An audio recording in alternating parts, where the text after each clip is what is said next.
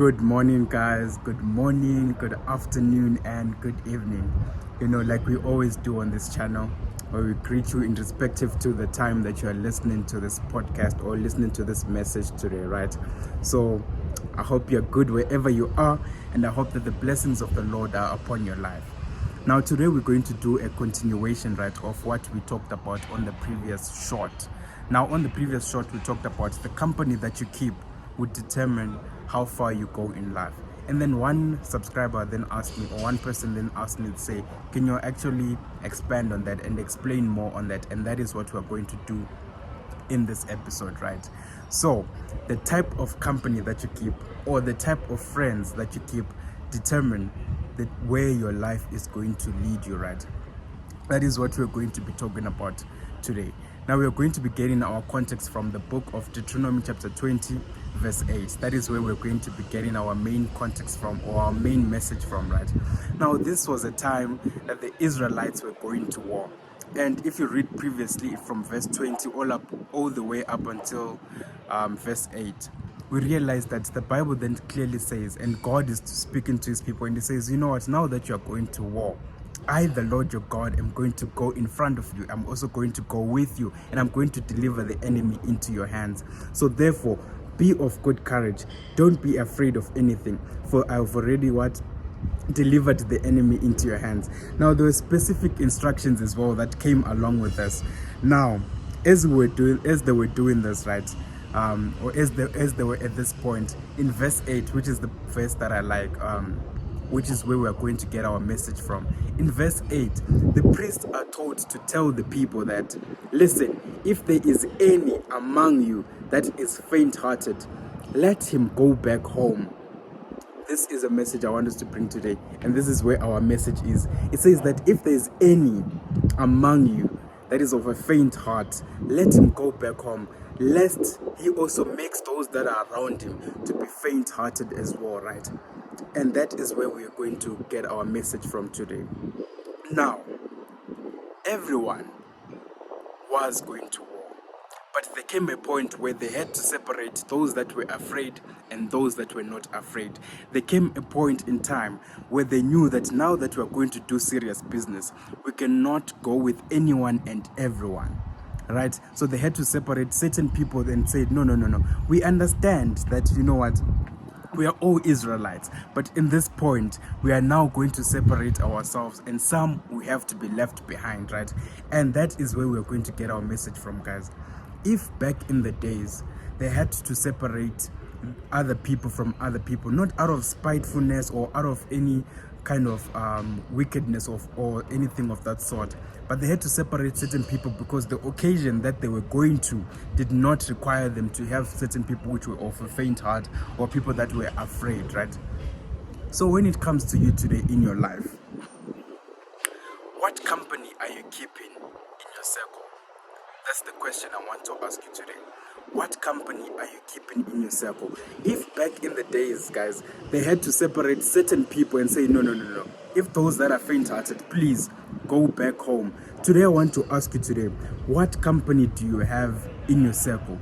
When you look at the type of people that you have in your company, do you think that where you are going or where you want to go in life, do you think you're going to be able to reach that point with the people that you have in your life or in your company right now?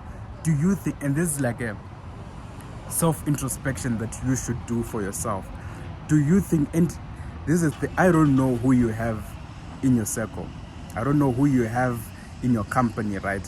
I don't know the type of people that you associate yourself with, but the Bible here is clearly telling us, guys, that there are certain occasions, there are certain destinations that when you're going to them, right, certain people should be left behind, not because you're cruel or anything, but because the journey that you're going to requires for certain people to be left behind. It does not require for there to be weak people. It does not require for there to be certain people with weak mindsets and all of that. So therefore, they should be left behind. And today, the question I want to ask you today is that where you are going in life, the type of company that you are keeping, do you think you are going to get to where you are going? This is a self-introspection that you should do for yourself, right? This is a self-introspection. You know the people that you associate with, right? And you know there's usually a saying that says that in order to fly with the eagles, you cannot be found roaming around with the chickens, right? Some of us, we are eagles in our lives. You are eagles, but you are being found roaming around with chickens. We are being found scraping on the ground. Why? Because of the company that you have kept, right? You know, I was watching this other show, and this show, it talks about how people blow their money, right? And the first thing that they ask him, when you won this money, the show is called I Blow It. I was trying to understand, so what is the main cause of all of this thing? What makes someone to spend all this money in such a short amount of time, right? So then I realized that usually in all their stories, there's one common factor, and this is the type of friends that they have, right? When they win this money, they usually say, you know what? I then called my friends, and my friends said we should go and party, and my friends said we should do this, and I was buying this, and I was having so much fun with my friends. And you then start to realize that no, there's actually a pattern that is forming here. The type of friends that they have actually influence them to make such certain decisions in their lives, which made them to end up blowing the money that they had. Had they had different friends that told them, you know what, my friend, now that you've won this money, why don't you invest it? Why don't you grow the money instead of spending it? I think the outcome would be different. So today I also want to ask you today, I'm posing the question, what type of people do you have in your circle? What type of friends do you have in your circle? For remember, these people are going to impact the future of your life, right? These people are going to impact the future of your life. Even the Bible says, do not be deceived, for what? Bad morals will corrupt a good character. And you tend to ask yourself sometimes, okay, so why doesn't good character also like corrupt bad character and make it good as well? But the Bible says, no. Listen, bad character will corrupt good morals. And this is the same thing I want to bring to you today, guys, as we end our message for today. What type of people do you have in your circle? Do you think you're going to get to where you are going in your life by keeping the people that you have in your circle? Remember, eagles fly with eagles. Chickens must roam around with chickens. Which place are you in today? Which stage are you in today? This is a self-introspection that you should do for yourself, right? And ask yourself, where am I? Where do I stand? Look at the people around you, right? And look at them and ask yourself these questions and say, you know what? Will I get to where I am going with the people around me? Or am I going to hinder myself from getting to the goals that I have set for myself? That's just the message I wanted to keep today, right? And keep in mind and do a self-introspection and ask yourself today, right?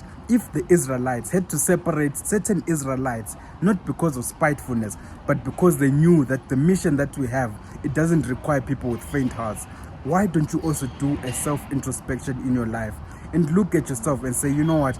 The things that I want to achieve in my life, am I going to get them with the people that I have around me, or I am not going to be able to get them? Do that self-introspection, right? And ask yourself these questions, right?